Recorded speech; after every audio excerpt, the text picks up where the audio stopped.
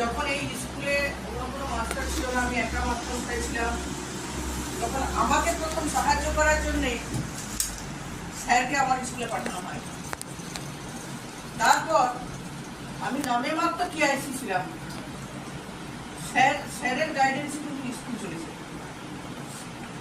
আমি যখন অসুস্থ হয়ে পড়েছিলাম তখন একমাত্র স্যার ছিলেন যিনি স্কুলে চালিয়েছিলেন।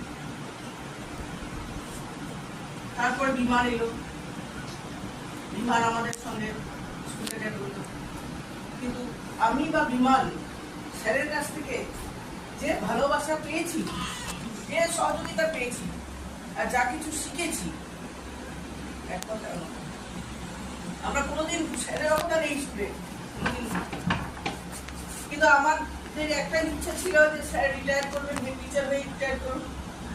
তাই উনি বলতো না, আপনি গিয়েছিলেন হেড টিচার হয়ে।